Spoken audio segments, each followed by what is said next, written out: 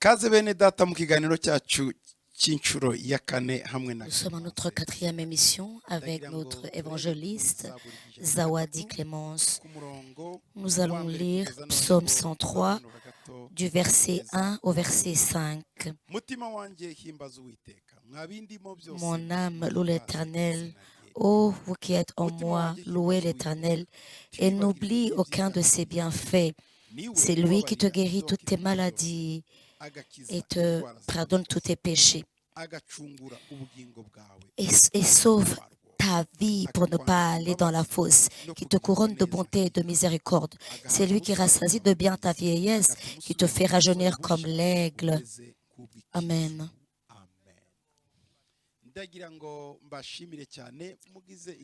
J'aimerais vous remercier pour avoir suivi ce témoignage. C'est lui qui sauve notre vie pour que qui nous délivre du fausse. Et c'est lui qui a délivré Zawadi. Elle va nous saluer et nous continuerons.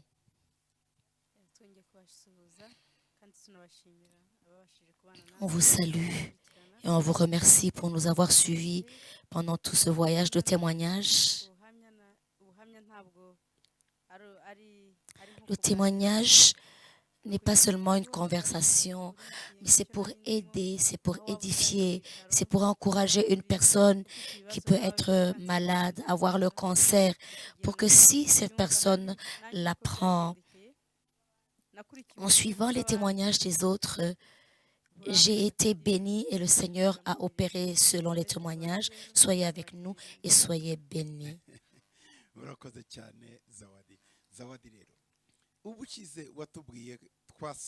La dernière fois, tu es entré dans la salle d'opération où on devait faire une ablation de l'utérus, fermer la voie fécale et la voie urinaire et insérer des implants ou des sondes pour pouvoir extraire ce qui doit être extrait. C'est ce qu'il voulait faire pour toi. Mais le cancer ne partait pas. Et après cette intervention, tu aurais pu vivre pour quelques années. Tu es dans la salle d'opération et tu sentais le chant qui te parlait de la compassion de Dieu qui avait dit non. Comment t'es-tu endormi? Comment t'es-tu réveillé? Les docteurs étaient habillés, on m'avait déjà endormi. Je sentais ce chant en moi et c'était l'opération qui suivait. Les médecins étaient prêts.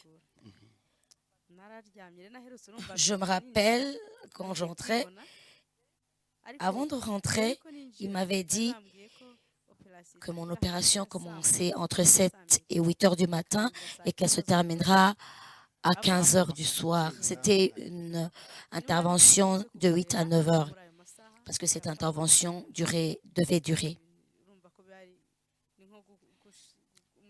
C'était comme démolir ou détruire le corps de quelqu'un.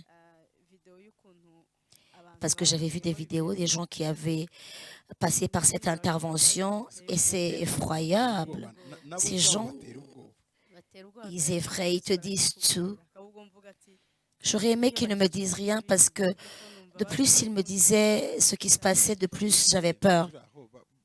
Quand ils ont dit qu'ils vont enlever l'utérus, est-ce qu'ils avaient promis qu'ils devaient enlever les ovaires, l'utérus, la voie urinaire? Parce que la zone inférieure était vraiment détériorée et ils voulaient sauver la partie supérieure, mais il n'y avait aucune garantie. Ils voulaient seulement que j'ai 2 ou 3 mois de plus.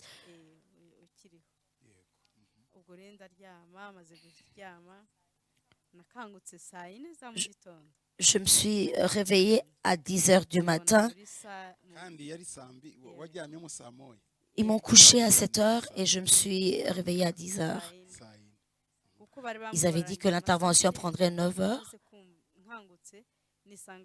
Et je me suis retrouvée dans la salle de maternité. Il y avait des nouveau-nés qui piaillaient.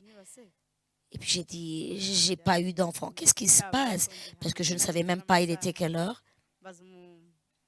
J'ai demandé à une infirmière, je lui ai demandé, elle m'a dit il est 10 heures.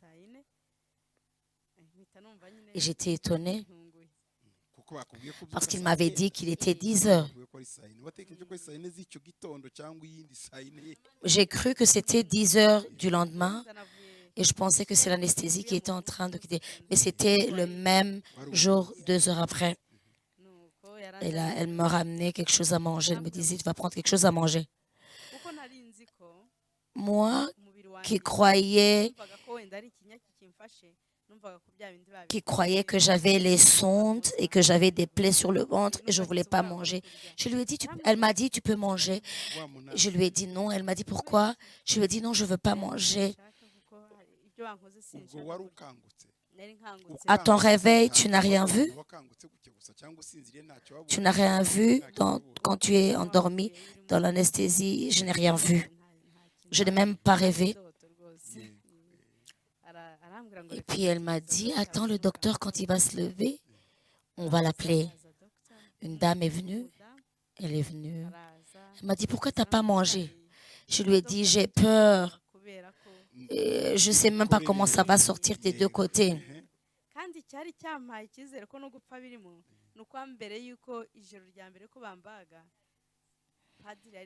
La veille de mon opération, l'aumônier était passé pour moindre et nous avons confessé parce qu'elle m'avait fait la prière des malades. Pour moi, je disais que je devais mourir.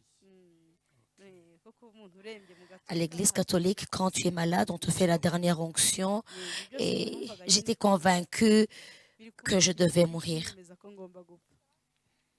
Et puis le médecin m'a demandé de me toucher. J'ai dit, je ne peux pas me toucher. Elle m'a dit, touche. J'ai touché. Elle m'a dit, touche. Et puis j'ai touché.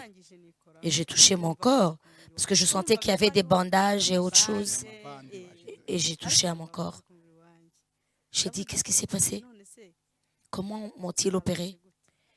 Et puis il dit, est-ce que tu sens qu'on t'a opéré? Et je lui ai dit, je ne sens rien. Ils avaient déjà mis un schéma là où ils vont couper. Il y avait des traits de marqueur partout où ils devaient couper. Et quand j'ai touché, c'était intact. Et j'ai dit, docteur, qu'est-ce qui s'est passé? J'étais encore dans les vapes. Et les gens qui sont venus me voir, l'aumônier était revenu. C'était un Kenyan. Il est venu avec la dame avec qui on prie ensemble. C'était le Kenyan. C'était celui qui parlait en swahili. Ils ont expliqué à celui-là et puis il m'a expliqué tout ce qui s'est passé. Et puis le docteur a dit, quand on est allé t'opérer, on a d'abord fait des examens rapides.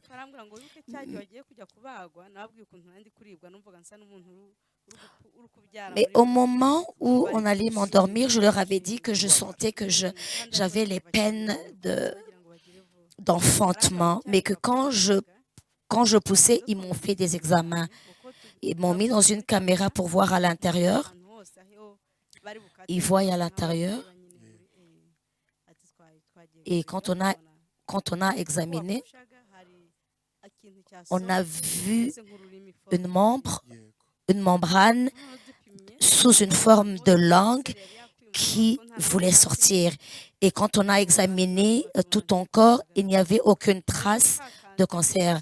Mais la membrane ressemblant à la langue que nous avons pris, nous a fait une biopsie de cela et tout le cancer était dans cette membrane. Et puis après, ils ont dit,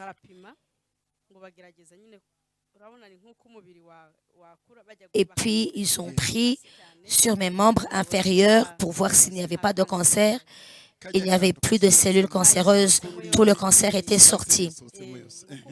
Amen. Dieu soit loué. Et puis ils ont dit, ils ont ainsi décidé de ne pas me faire l'opération parce qu'il y avait beaucoup de spécialistes de différents grands hôpitaux Ce n'était pas ceux avec qui je m'étais entretenue avant qui étaient là, mais il y avait beaucoup de médecins. Ils ont dit qu'ils avaient examiné la membrane qui était remplie de cellules cancéreuses. Et quand ils ont testé mon corps, il n'y avait aucun cancer dans mon corps. Et puis, ils m'ont demandé d'attendre 2, car le cancer malin le fait de certains temps, se cache et réapparaît. Mais ça, ce sont des gens. Les gens étaient en train d'argumenter alors que le cancer était sorti. Mais sache que parmi ces gens, il y a des satanistes et il y a aussi des gens qui servent Dieu. Parmi les gens qui sont là, il y en a qui veulent que tu meurs et il y en a d'autres qui veulent que tu vives. Ce qui veut dire que tu es entre l'enclume et l'hameçon. Il y a les uns qui te tirent d'ici et d'autres là-bas. Et j'étais étonnée. Après avoir entendu ça, j'ai dit, ah. Donc, il m'a dit, Jésus est avec toi. Je suis partie triste parce qu'il n'avait pas prié pour moi, mais je pense qu'il priait pour moi. Et je me suis rappelé qu'il y a quelque chose qui s'était passé après le chant et la parole que tu m'avais donnée. Et ma foi grandissait et j'ai senti un changement en moi. Ils m'ont pris dans ma chambre de repos, là où je devais me reposer. J'ai dormi à l'hôpital. Et puis, cette nuit-là, quand on avait enlevé cette membrane, ressemblait à une langue. Et je me suis couchée. J'étais couchée sur le lit. J'étais branchée d'ici et là. Et il m'avait aussi fait des transfusions de sang. Il m'avait pris de la maternité, il m'avait mis maintenant à la clinique dans une autre chambre. Pourquoi te prenait-il dans ces chambres alors que le cancer n'était plus? Et il voulait aussi que la plaie se referme. Ils m'ont pris de la maternité parce que tu avais mis au monde quelque chose d'autre. C'est pour ça qu'ils t'avaient mis à la maternité. Et puis, ils m'ont pris dans la chambre d'autres patients. J'étais dans ma chambre de patiente.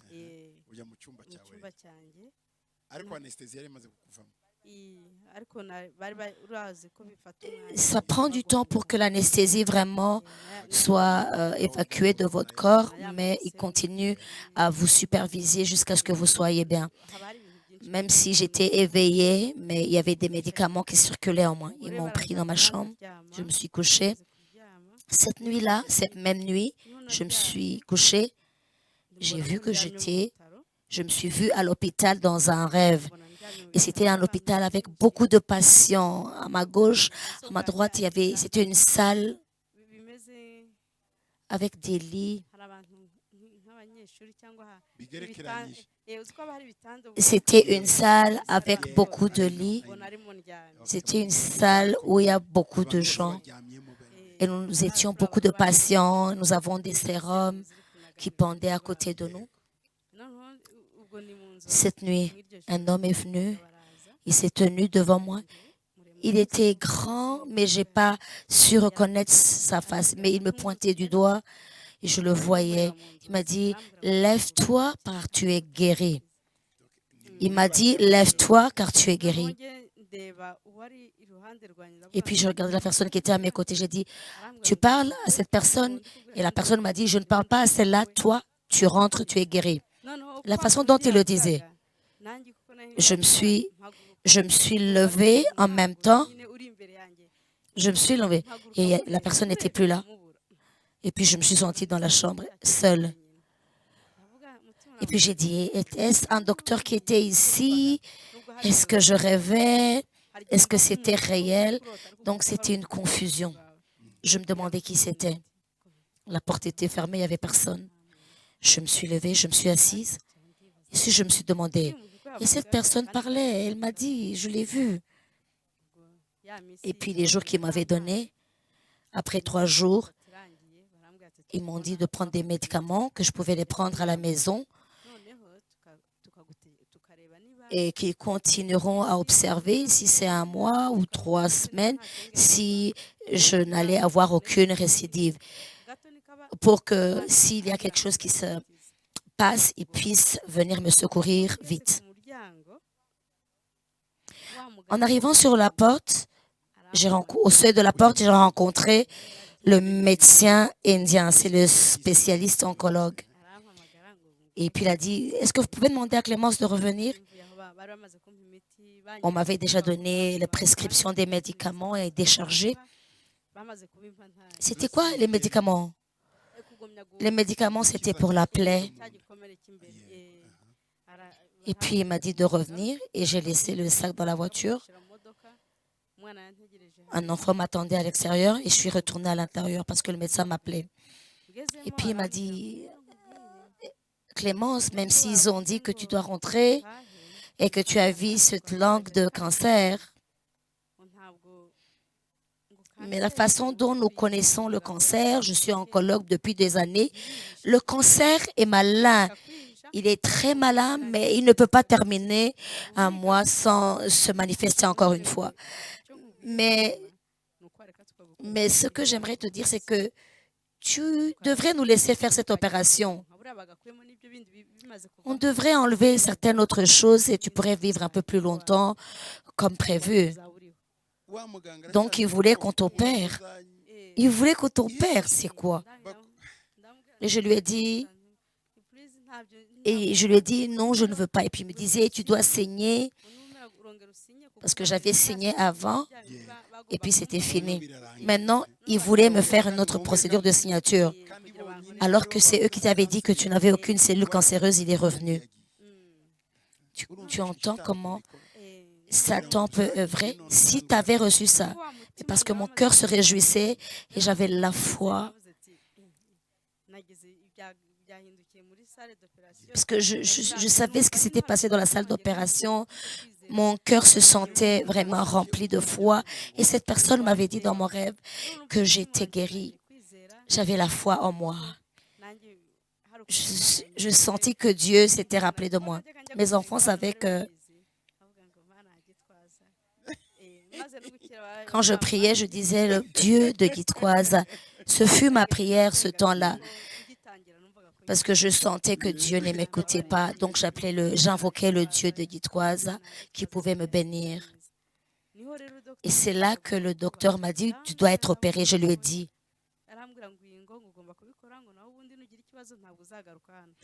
Et puis, il était en train de me menacer parce qu'il disait que si ça revenait, je ne viendrais pas. Je lui ai dit, écoute, je vais parler avec une personne à l'extérieur. Je suis sortie, mais je ne suis même pas revenue. Ça, c'était Satan. Tu as compris l'atmosphère. Il y a des gens qui opèrent pour Satan, qui veulent prendre les âmes des gens pour les sacrifier. Et quand je suis rentrée,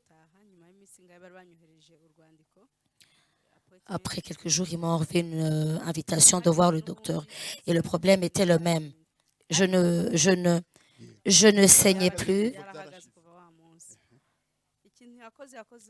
Et il a continué à me presser, à me presser, à me presser. Quand ça s'est passé, j'ai commencé maintenant à savoir comment prier. Quand je vous voyais prier, je priais. Je sentais un grand amour pour Dieu. Je me sentais bien et je sentais que Dieu m'avait pardonné. Il y a des paroles qui me bénissaient beaucoup, qui m'édifiaient beaucoup. De temps en temps, il prêchait et lorsqu'il prêchait, je croyais qu'il parlait de moi. Et des fois, je me demandais si l'apôtre avait parlé de mon histoire. Il parlait du cancer.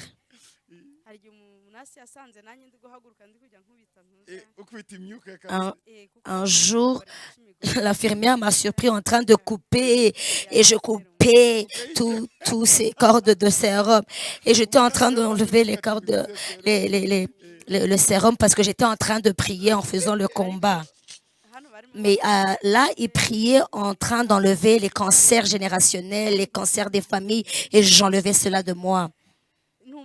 mon cœur commençait à aimer Dieu, je continuais à suivre.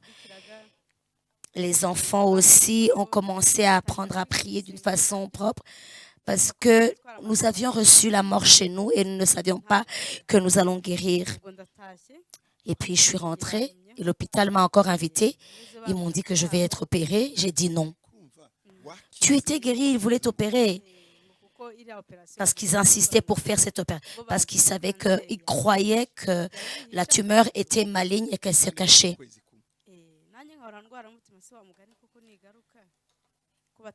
Et sous le coup, je commençais à me demander si jamais je tombais malade, ce qui se passerait parce que j'avais refusé qu'ils puissent intervenir.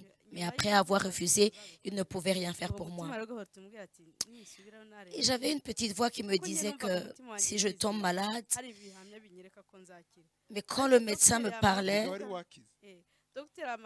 et la façon dont les gens récidivaient et tombaient dans la métastase, j'étais découragée.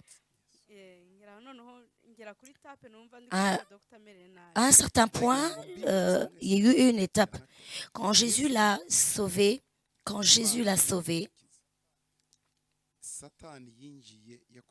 Satan a attaqué un médecin et a utilisé un médecin pour pouvoir la détruire. Elle pouvait même en mourir. Mais notre Dieu est bon. Tu peux continuer.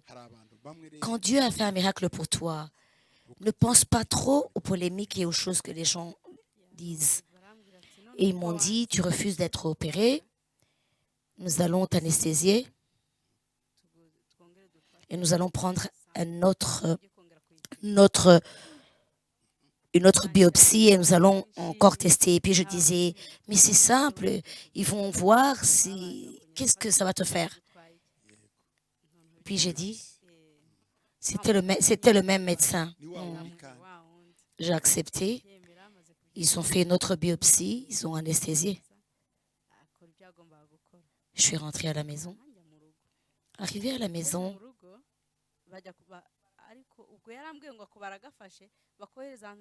ils devaient envoyer ça à Victoria, c'est dans la ville de Melbourne. Ils peuvent te donner des médicaments qui sont anticancéreuses, surtout quand tu attends pour que le cancer puisse être neutralisé. J'aimerais vous expliquer. Elle est guérie, mais ils sont en train de lui convaincre de prendre des médicaments de cancer, qui veulent prendre des biopsies pour pouvoir les examiner, mais ils veulent lui donner des médicaments alors qu'elle était guérie.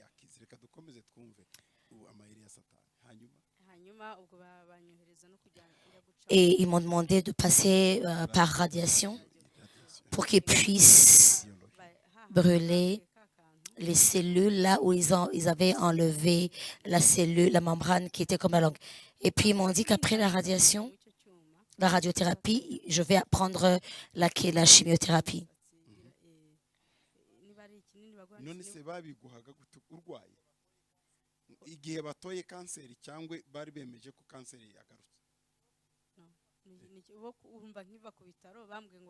Quand j'ai quitté l'hôpital, ils ont commencé maintenant à me référer à différents hôpitaux. Ils m'ont référé à la radiothérapie pour éradier la partie où la membrane qui ressemblait à une langue était, pour que s'il y a une cellule maligne qui est dedans. J'ai été dans la radiothérapie. Je me rendais à l'hôpital, je faisais la radiothérapie, donc j'étais malade, mais je rentrais à la maison. Je ne saignais pas, je n'avais pas mal. Oui, j'avais tellement mal au dos à cause des années que j'avais passées dans la douleur. Dans ces jours, une autre chose qui m'effrayait, j'avais beaucoup de rêves qui étaient avec beaucoup de confusion. J'ai rêvé d'une personne que je connaissais. J'étais au pied d'une montagne, mais au pied de cette montagne, il y avait un grand océan. Et j'étais au pied de la montagne et j'étais au bord du lac.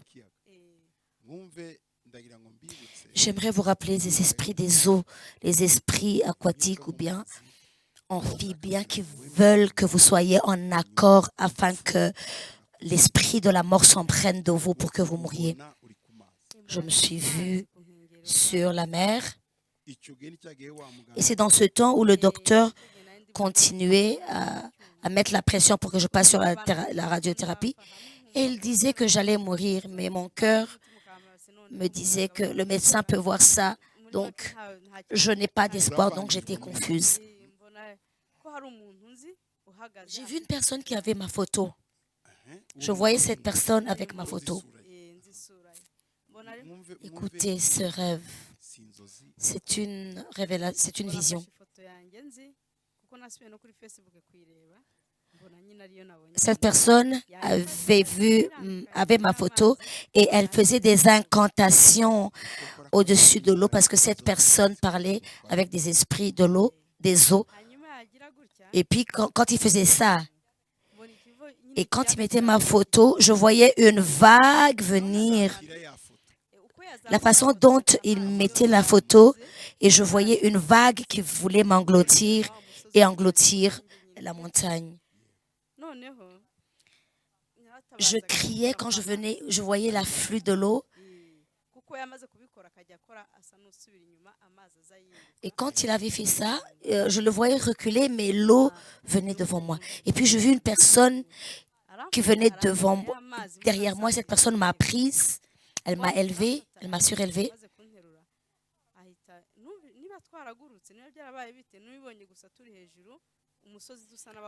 Je me suis seulement retrouvée au pic de la montagne et elle m'a expliqué que cette eau allait venir et te submerger, tu allais mourir, mais tu ne mourras pas, tu es sur le pic de la montagne et là tu peux rentrer. Il y a une parole qui nous dit en psaume 46, 2, 4.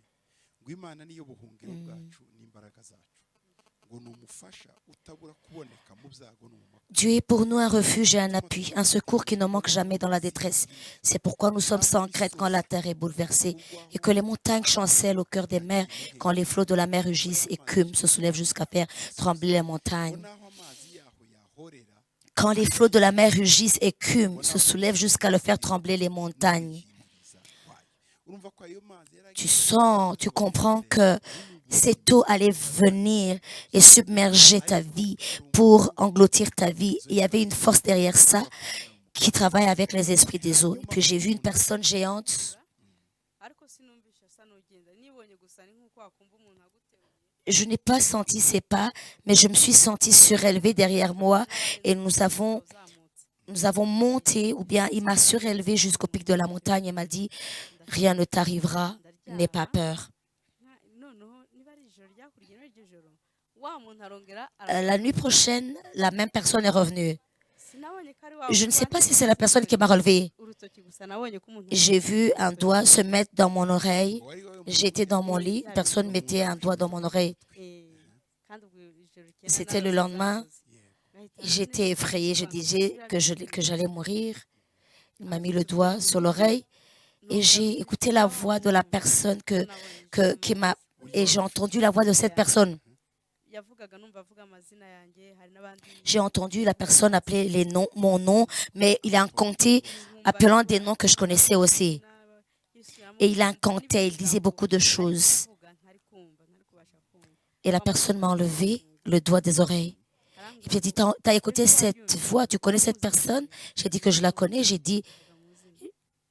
Et puis il a dit, cette personne est en France, est en train de faire ceci. Il a dit, n'aie pas peur. Parce que cette personne avait quitté ce lieu.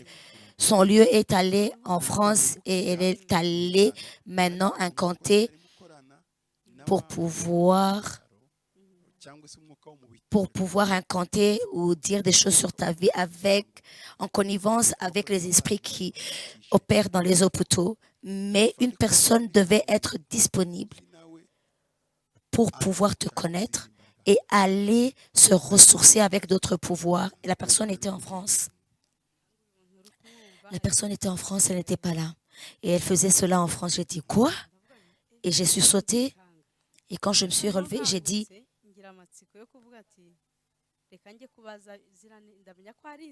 Et puis je me suis dit, est-ce que je vais aller demander si c'est soit un rêve ou un songe?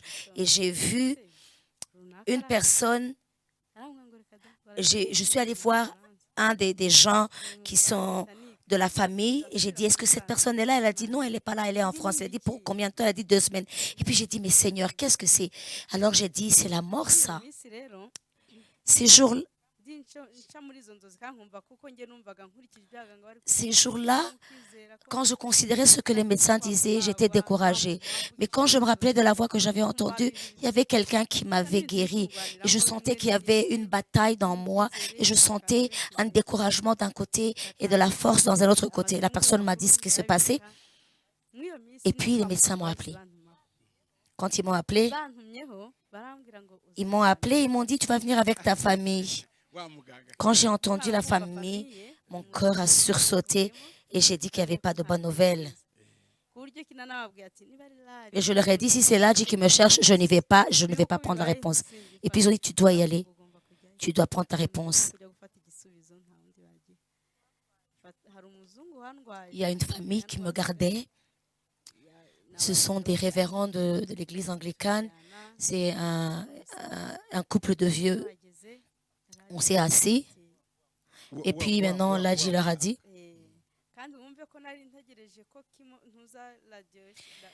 et rappelez-vous que j'avais fini mes sessions de radiothérapie, mais que je devais maintenant commencer avec la chimiothérapie en attente des médicaments que je devais avoir. J'étais là, et puis il leur dit, ils ont dit que la cellule que nous avons pris la dernière fois, on l'a enlevée à Melbourne. Ils ont dit que le cancer est arrivé à un état de métastase, qu'elle ne retourne plus dans la chimiothérapie, qu'elle ne retourne pas à la radiothérapie parce que j'étais à la phase 4 du cancer. En toi, tu te sentais malade? Je ne saignais pas, je n'avais pas peur. J'avais seulement mal au dos. J'avais vraiment des maux de dos.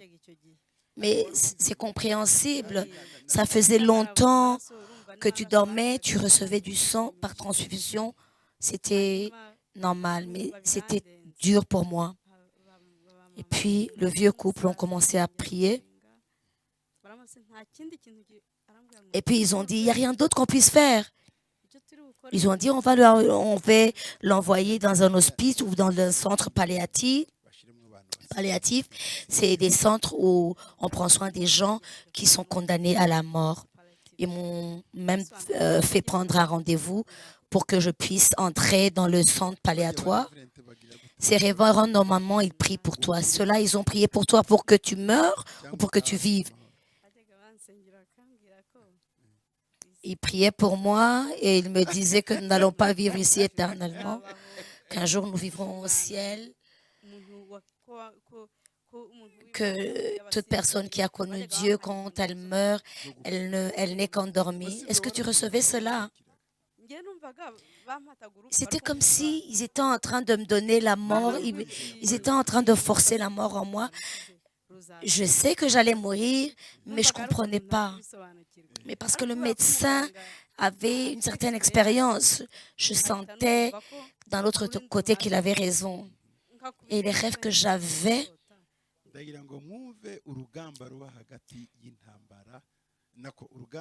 j'aimerais que vous compreniez le combat qu'il y a entre la vie et la mort alors que ces gens étaient guéris. Il y a Satan qui veut te convaincre que tu vas mourir et tu perds ta foi. Alors que la foi, c'est ta force, c'est ta vigueur. Il ne faut pas perdre la foi.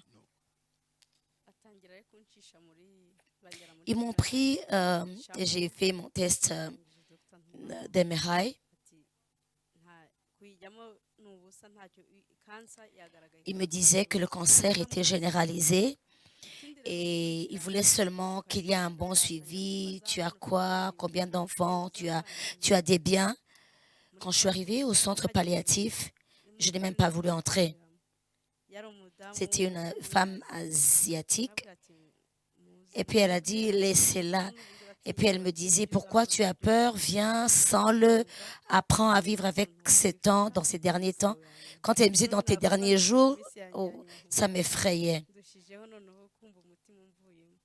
Puis, et puis ma fille et la fille du révérend sont entrées en premier lieu.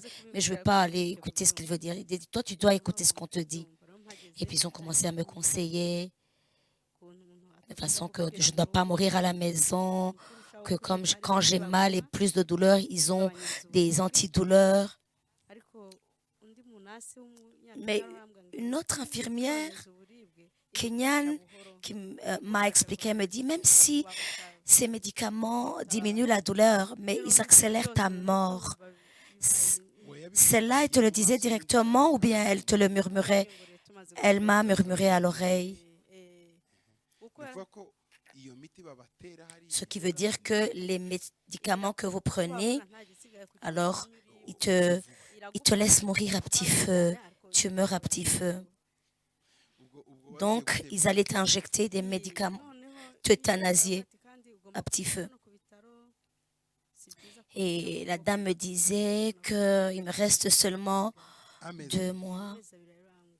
Et les 2 mois qui me restaient, j'ai dit, je vais mourir chez moi. Et les enfants me disaient, ne va pas mourir là-bas. Si tu meurs, c'est bon, mais tu mourras à la maison.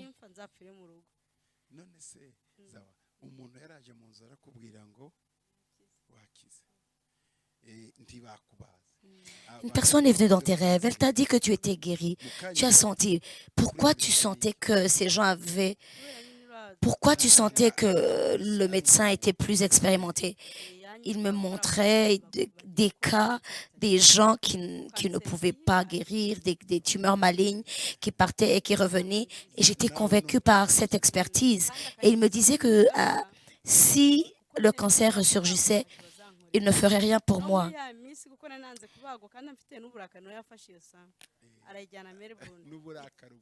Comme je n'étais pas très convaincue, ils ont pris une biopsie et il était furieux. Il me dit que ne te passeront pas par la radiothérapie, ne te mettront pas à la chimiothérapie, tu vas à l'hospice, c'est ceux-là qui vont t'aider. Quand ils m'ont formé, la personne m'a dit, ce que vous ferez, vous allez préparer ce que vous devez préparer, les documents pour les enfants. Vous allez rédiger votre testament et tu vas venir et continuer ta voie. Cette dame, elle m'a dit, mais tu n'es pas gravement malade. Pourquoi ces gens veulent te donner ces médicaments? Et je lui ai expliqué qu'ils m'ont dit que je suis en phase de métastase. Mais je lui disais et lui expliquais que la façon dont je me sentais, je n'avais aucun mal en moi. Donc j'avais 2 cœurs et l'un me disait que si le cancer ressurgit, je vais mourir. Et c'est pour ça qu'ils étaient en train de me forcer de prendre des médicaments. Et franchement, j'avais accepté de prendre ces médicaments parce que je n'avais rien d'autre à faire.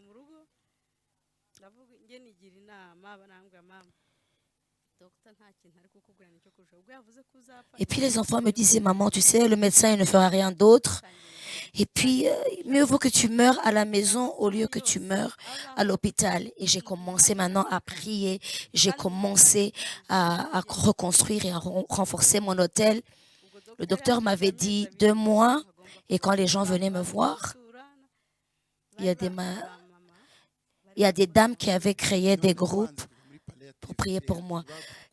Est-ce que ces gens ne t'ont pas poursuivi, t'écrire, te faire beaucoup de suivi pour que tu viennes? Des fois, j'avais très, très, très peur de recevoir même mon courrier. Et un jour, tu as dit que nous devions prier pour toute chose qui est devenue comme un fardeau pour nous. Et tu nous avais demandé d'écrire et tu nous avais dit que nous allons brûler ces papiers et nous allons souffler sur la cendre. Et une fois, tu nous as dit d'utiliser l'huile et j'utilisais l'huile. Et je sentais, j'avais la foi depuis ce jour-là. Je savais que Dieu opérait. Si cela s'est passé et c'était plus sérieux que ceci, c'est Dieu qui a fait ça. Donc, j'avais la foi en moi. Je pense que le docteur, lui, il me tuait plus. C'était fort, c'était très sérieux. Et je disais, oh, peut-être qu'il sait vraiment que je vais mourir. Pendant ces 2 mois, j'ai dit,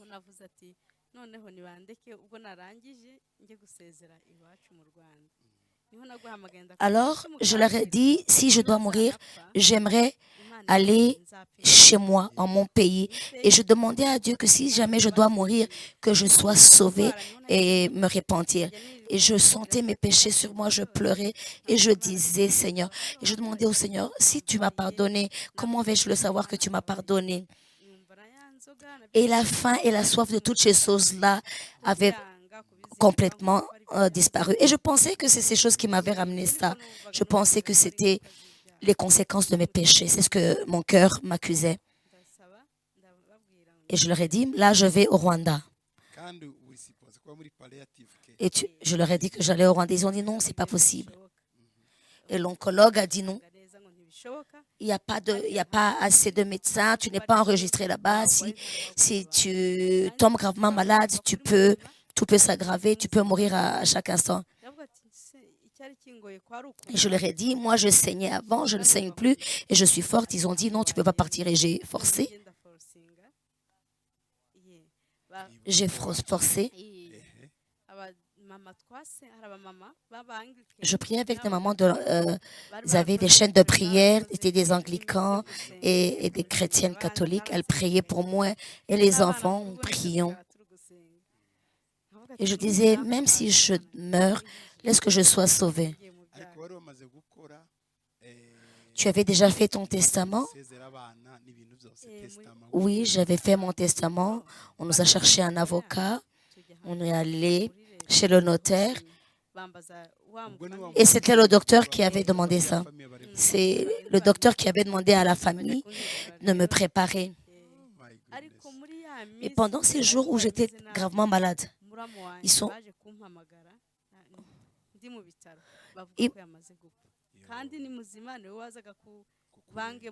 quand j'étais malade, dans ma maladie, on m'a appelé et on m'a appris que mon beau-frère était mort. J'ai dit, celui-là, il meurt comme ça sans être malade. Et maintenant, j'étais vraiment déçue. Je disais que nous allons mourir.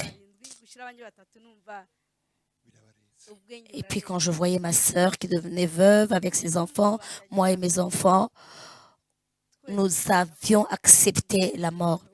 C'est l'esprit de la mort qui était entré dans la famille. Jusqu'au moment où il y a des gens qui m'ont appelé, ils m'ont dit que quand tu mourras, que ton fils aîné mourra. Et maintenant, je me rappelais de ce que j'avais vu avec la personne qui est en France. Et puis je disais, maintenant, nous allons mourir, nous allons être décimés. Que ferons-nous? Et puis je disais, prions, prions, prions, je sais que Dieu fera. Nous avons continué à prier.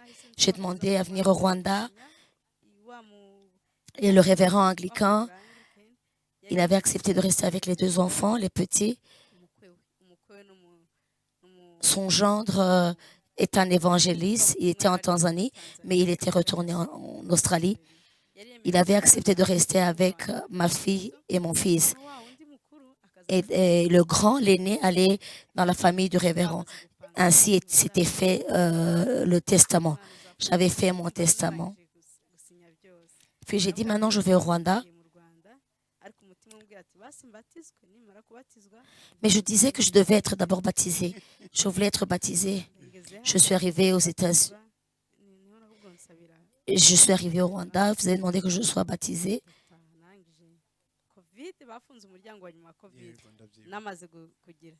Quand ils ont fermé, quand ils ont fermé à cause du corona, ils ont fermé les frontières quand j'étais déjà sortie de l'Australie. Je voyais les gens m'écrire, comment tu te sens? Quand je suis arrivée au Rwanda, j'étais guérie. Je sais, peut-être c'était l'atmosphère là-bas, jusqu'au point où je ne voulais même pas retourner là-bas, parce que j'avais vraiment la paix. J'ai reçu la paix, je me sentais sereine et je ne voulais pas retourner là-bas. Quand je suis retournée en Australie, mu bibyuma ils m'ont tout de suite pris faire les examens. Ils m'ont pris au Charles Garden. ubwo wa muganga ariko ntahari n'abandi bakujyanye urumva we kuko ni umuganga we Il Il avait seulement donné un ordre. kuko we wagira ngo ibintu byo kubagwa Je pense que c'était un chirurgien et la façon dont il me regardait, il me considérait, il était fâché contre moi. ujya kubaza akaraka yanga no kunsubiza rwose abwira umuntu Ce médecin a été furieux contre moi. Il a refusé de me répondre. Il a dit, elle a refusé l'opération, donc je n'ai rien à faire avec elle. baguhitiza mu bitaro Ils m'ont pris à la clinique, j'ai pris les examens, mais ils m'ont pas donné de résultats. Ils m'ont référé à un autre hôpital. ukambwira ati noneho Et puis je disais que peut-être qu'ils avaient vu des résultats qui étaient aggravants. Ils m'ont envoyé à l'hôpital Fiona. Après Fiona, kuri Fiona naho c'est un grand hôpital binini cyane et avec des grands oncologues. Ils m'ont examiné, ils m'ont pas donné de résultats. Je suis allée dans un autre hôpital et j'ai refait le même examen. nsubiye niho nagiye bantumyeho Et puis, ils m'ont invité à aller reprendre mes résultats. mageze Et quand je suis arrivée là-bas, ils m'ont dit, ariko batinze ils ont mis du temps à me donner les résultats. Ils m'ont référé vers un autre docteur. kubona nyine utuje Il m'a dit, Clémence, niba sinzi ko nabivuga ngo bati ngo bafome ngo ndavuga ngo et puis il me dit, je ne sais pas comment dire, mais j'aimerais te dire que tu es une miraculée. Le premier hôpital, en prenant tes examens, wari ufite imbeho ils ont cru que peut-être tu avais froid, on t'a référé à un autre hôpital, mais tous les résultats sont les mêmes de 3 hôpitaux. Tu n'as aucune cellule cancéreuse en toi. Alléluia. Et puis il a dit, mais nous allons faire attention, mais nous allons réexaminer après 2 mois. uzongera usubire Et puis après 2 mois, abiri je suis retournée là-bas. subirayo Ils m'ont dit, il n'y a aucune cellule cancérigène dans ton corps. Amen. Il m'a donné 3 mois.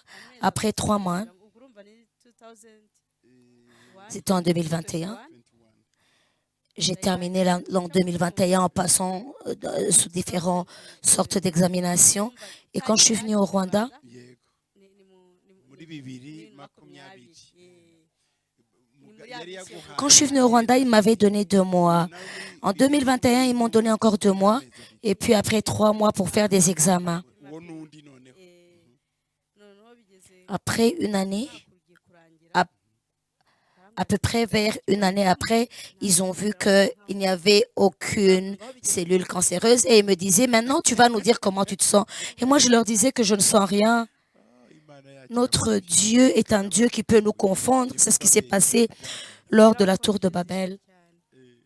Ils ont examiné l'an 2022 noneho ku mwisho wa et puis à la fin de l'an 2022, en juin, parce qu'en juillet, je suis venue en Afrique, lève-toi. Il ne m'a pas donné. Je suis allée chez mon praticien général njya kumubwira et puis je suis allée le voir ibisubizo bya nyuma et il m'a dit, arambwira ngo bari parmi ce que je vois dans tes résultats, ngo ntabwo il n'y a aucun cancer. ahubwo bari gushaka kumenya Ils sont en train d'essayer de voir ce qui se passe parce que quand la maladie est arrivée, c'était comme le cancer. Et puis je dis, est-ce qu'il y a une autre maladie qu'ils ont découvert? njya gupima ntuza mbere ndwaye nabwo nkirwaye baje kunsangamo Quand j'étais malade, j'avais beaucoup de cholestérol en moi, mais quand ils ont examiné, j'avais pas d'excès de cholestérol et peut-être que c'était à cause des médicaments. ibiza gushira arambwira ngo none ngo bamubwiye ngo Et il me dit qu'ils ne savent pas ce qui se passe. Et je leur demandais, y a-t-il une autre maladie qu'ils sont en train de détecter? Et puis ils me disaient non, mais parce que le cancer ne disparaît jamais. Ils veulent savoir si c'est vraiment le cancer ou c'est une autre maladie, mais qu'ils seront cela par après s'ils font d'autres examens supplémentaires. Et je disais, pourquoi ils vont me faire des examens? Et je suis guérie. bagize neza neza Je n'ai pas mal, je n'ai mal nulle part. J'étais une personne invalide, ndakora donc je ne travaille pas. Comment est-ce qu'ils vont aller m'examiner? Maintenant qu'ils ne savent pas ce que c'est, bareka Ils ne savent pas si c'est le cancer. Et ils m'ont donné tous les médicaments pour le cancer.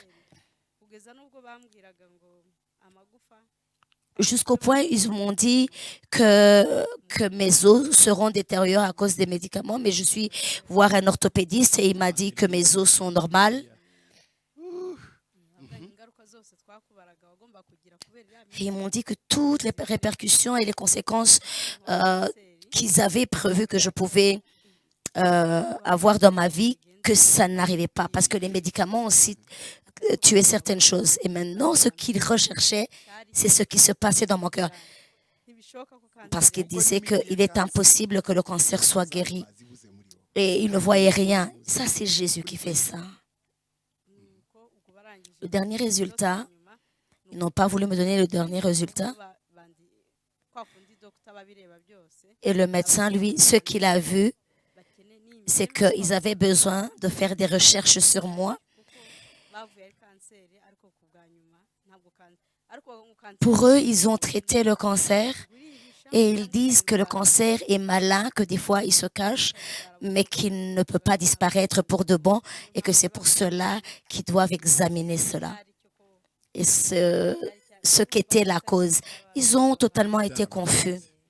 Aujourd'hui, tu es bien, tu es en bonne santé. Nous rendons grâce à Dieu. Vous avez entendu le témoignage de Zawadi. Maintenant, le problème. Les médecins se demandent qu'est-ce qui se passe. Était-ce un cancer ou pas? Mais ils savent la vérité. Ils savent, mais ils ne peuvent pas le proclamer. Notre Dieu est puissant. Est-ce que tu es malade aussi?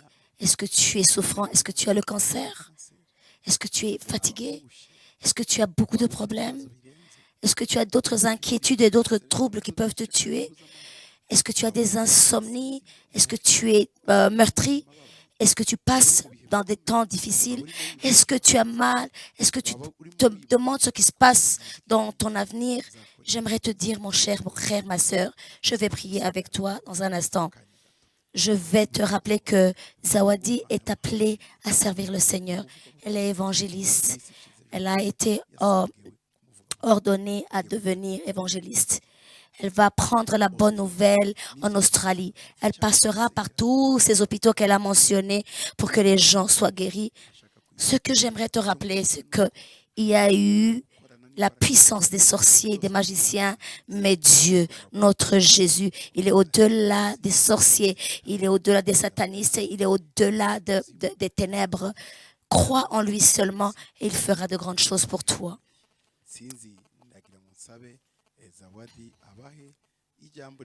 J'aimerais demander à Zawadi de vous dire un mot de réconfort, d'exhortation.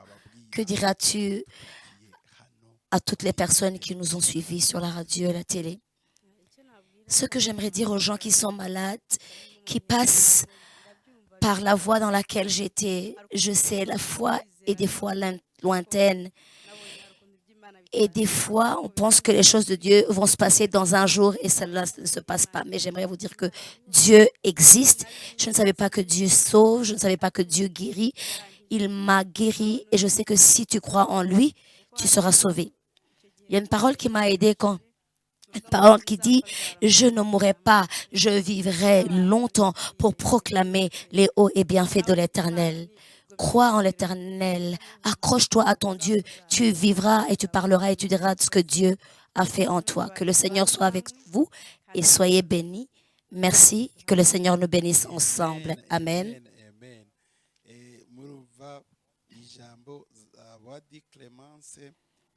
Zawadi a conclu en disant « Je vivrai, je ne mourrai pas, je vivrai et je proclamerai les hauts et bienfaits que l'Éternel a fait pour moi. » Tu ne mourras pas toi aussi. C'est le psaume 118, psaume 118, 17. Et la foi et l'espérance que tu ne mourras pas. Je ne mourrai pas, je vivrai et je raconterai les œuvres de l'Éternel. L'Éternel l'appelle maintenant à devenir évangéliste. Elle parlera de son témoignage, elle encouragera beaucoup de gens. Ne croyez pas aux gens, croyez en Dieu. Elle a cru en l'homme jusqu'à ce qu'elle approche la mort. Ils ont continué à vouloir la convaincre parce qu'ils ne voulaient pas croire à la puissance divine. Ils voulaient qu'elle prenne des médicaments. Elle passait par la radiographie pour brûler certaines cellules de son corps. Ça, c'est pour te montrer que l'humain a des limites, mais notre Dieu n'a pas de limites. Prions. En vous remerciant, appréciant que vous avez suivi. Prions pour ces gens qui sont désespérés pour que Dieu vienne à eux. Dieu le Père, je te remercie parce que tu es un bon Dieu. Je te remercie pour ces bons moments. Je prie pour toute personne qui nous a suivis, pour que tu leur donnes des oreilles et des yeux de croyance et de foi, pour qu'ils aient la foi dans leurs problèmes, pour qu'ils croient dans la souffrance et la peine qu'ils ont, et qu'ils croient que tu es un Dieu qui répond. Que ta main puissante soit sur eux et que ta puissance nous protège. Bénis Zawadi et couvre, protège le témoignage qu'elle a fait. Couvre sa maison, ses enfants par le sang de Jésus. Et que l'esprit de représailles envoyé par Satan ne puisse toucher à ses enfants et à sa famille. Que ton sang leur couvre au nom de Jésus. Et je prie ainsi, mon roi, afin que tu me couvres aussi. Sois avec moi, avec tous les gens avec qui nous travaillons, avec mon épouse, avec mes enfants, afin Seigneur, que tu nous bénisses, même ceux qui ont travaillé dans le studio. Je te prie et je te loue, car tu es un bon Dieu. Jésus, guéris nos malades, donne l'espérance, ramène l'espérance dans leur cœur. Dieu, donne-leur la foi, qu'il n'ait plus de dépression et de désespoir. Laisse qu'ils puissent te louer et t'adorer. Merci, car toi qui as guéri Zawadi, tu guériras les autres aussi. Au nom puissant de Jésus-Christ. Amen.